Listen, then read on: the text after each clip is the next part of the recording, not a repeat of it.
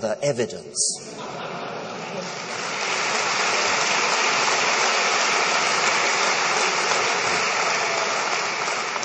It's worth recalling that Doubting Thomas, the patron saint of scientists, was criticized for demanding evidence for the resurrection of Jesus. The other disciples were explicitly praised for accepting an alleged fact on faith in the absence of evidence. Let me turn now to the second meaning of fundamentalism, extremism. We are accused of being extremists.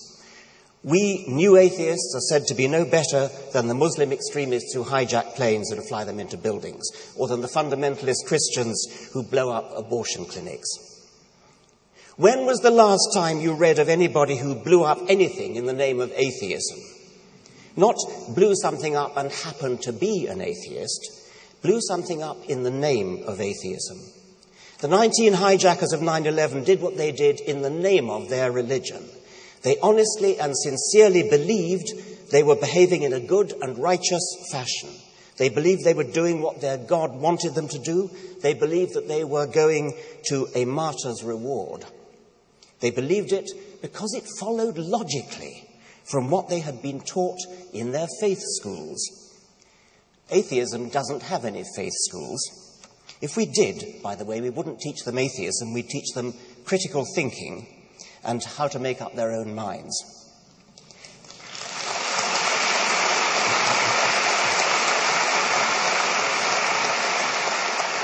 And you can be absolutely sure that we would not teach them to employ violence, and certainly not suicide attacks. There is no logical pathway leading from atheism to violence. There most certainly are logical pathways leading from religion to violence. Now, of course, not many religious individuals follow those pathways to their logical conclusion, thank goodness.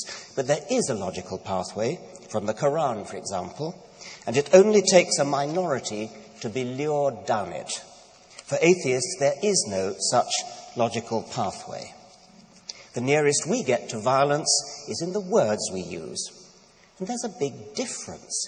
It's a grave misuse of the word extremism to say that atheists are just as extreme as religious extremists. As Victor Stenger, the physicist, has pithily put it in a slogan that might look well on the side of a bus, perhaps.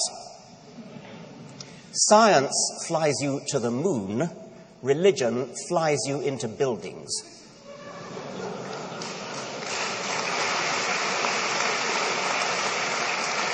Nevertheless, atheists such as me have been accused of using the language of extremism.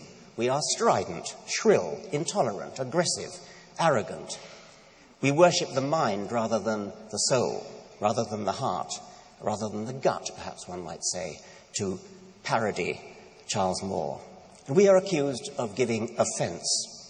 Well, I think a great deal of this stems simply from the fact that religion has for so long been feather-bedded. Our whole society, the non-religious as well as religious portions of it, has bought into the fiction that it's somehow bad manners to criticize religion. Douglas Adams put it beautifully in an impromptu speech in Cambridge in 1998. Religion has certain ideas at the heart of it which we call sacred or holy or whatever. What it means is, here is an idea or a notion that you're not allowed to say anything bad about. You're just not. Why not? Because you're not. Why should it be that it's perfectly legitimate to support the Labour Party or the Conservative Party, Republicans or Democrats, this model of economics versus that, Macintosh instead of Windows? But to have an opinion about how the universe began, about who created the universe, no, that's holy. We're used to not challenging religious ideas. But it's very interesting how much of a furore Richard creates when he does it. Everybody gets absolutely frantic about it because you're not allowed to say these things. So when somebody like me says something even mildly critical of religion, it is heard as strident and aggressive, even if it's actually less so than would be perfectly acceptable if it were anything other than religion that was being criticized. There's nothing really new about the so-called new atheists. Nothing new in what we say. The only thing new about us is that we speak up and we call a spade a spade. This is not fundamentalism, it's just honest clarity of expression. We use our brains rather than our gut. New atheism speaks clearly. This used not to happen. Atheists were supposed to know their place, to shut up and respect automatically religious faith.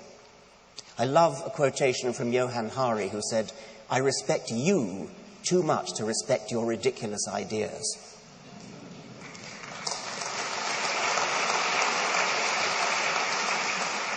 So entrenched is the assumption, implicitly accepted for centuries by religious and non-religious alike, that religion must automatically be respected, that even clarity is heard as offensive. As fundamentalist, indeed.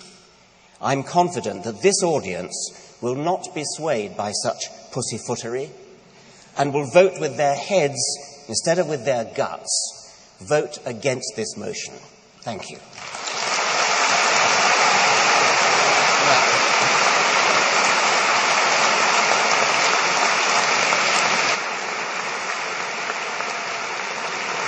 Well, thank you very much.